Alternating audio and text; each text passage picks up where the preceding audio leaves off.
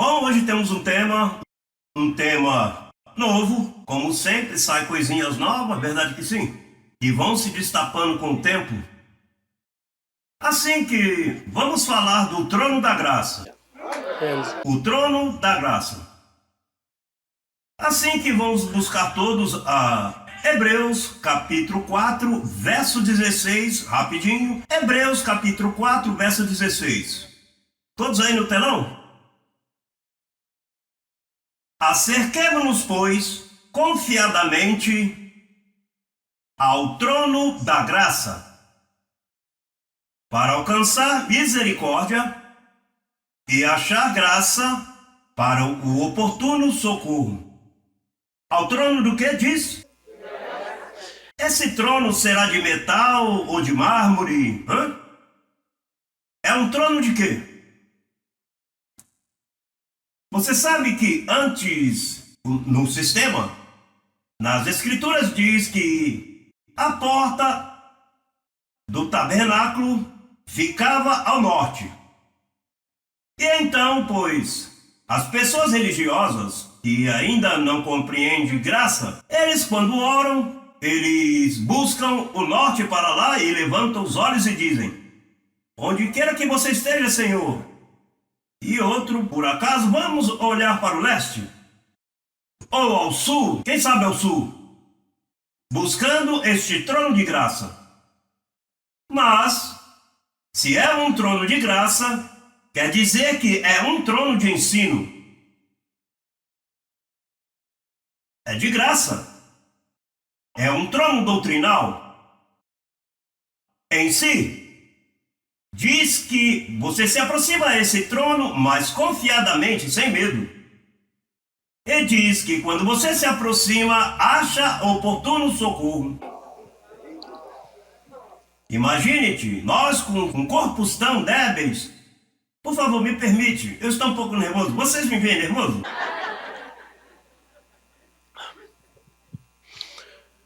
Para você achar oportuno socorro, você tem que ir a um lugar onde te ensinam a doutrina da graça. Este é o trono da graça. Não é que haja um trono lá em cima, por lá pelas nuvens. Diz que é um trono. Pode-se dizer que este púlpito é este trono. Porque é daqui que o mundo recebe graça. Não há tal coisa como outro lugar fora de ti. E se você vai se aproximar, tens que ter corpo. E se vais fazê-lo confiadamente, está falando de seres humanos que às vezes não têm confiança pela culpabilidade. Assim que não está falando de espíritos por lá que se aproximam, porque no espírito quem não confia sendo um ser espiritual? Aí, imagine, isso é perfeição completa, mas para você entrar confiadamente, tem que ser um lugar onde há seres humanos. E aches o oportuno socorro. Imagine com as provas que você tem, que se te vem na carne, tentações, decepções, problemas matrimoniais, enfermidades, o que tu faz? Tu dizes: vou para o ministério. E quando chegas aqui, de momento, eu toco no mesmo tema que você está passando e aí... papai, oportuno socorro.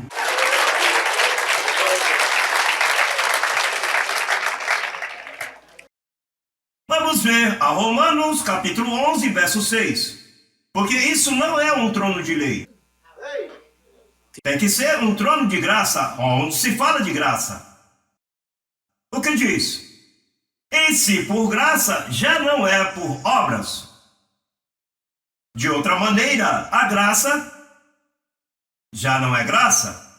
E se por obras, já não é graça. De outra maneira, a obra já não é obra.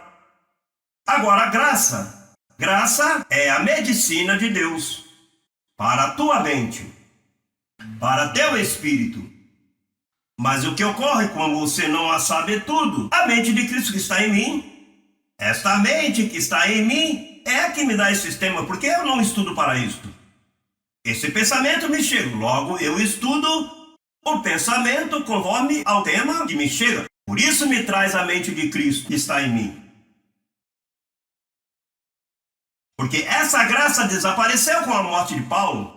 Paulo foi o único que falou de graça.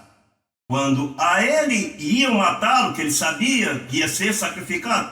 Olha, depois da minha partida, já não vai haver mais graça. Porque os apóstolos não compreendiam a graça.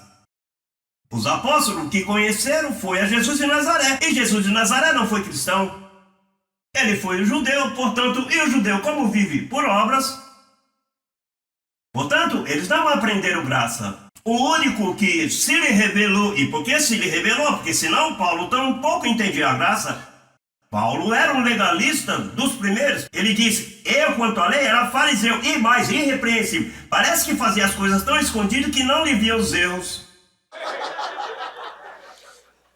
Sim, porque uma pessoa irrepreensível é um que nunca foi apanhado em nada, mas não quer dizer que não tem nada, porque onde há carne há algo.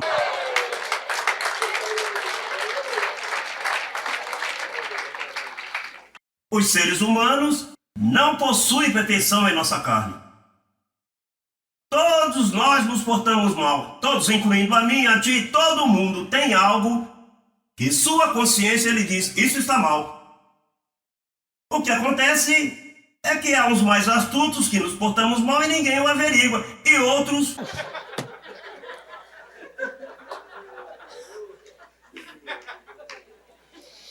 Por isso foi que Jesus disse, nos dias de sua carne ele disse, um novo mandamento vos dou. Os apóstolos disseram, um novo? Conhecemos 10. Já vai violá-los? Já vai acrescentar um mandamento? Mas era o mesmo, diz, que os ameis uns aos outros. Porque se todos somos maus, por que os maus não podem amar-se?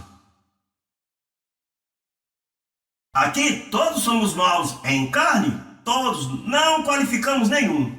Como dizem em Porto Rico, quem não tem dinga, tem mandinga. Mas todos somos iguais, padecemos todos do mesmo. Agora, quando você encontra uma igreja que prega graça, então aí a garantia é que tu sendo débil, apareça sendo forte.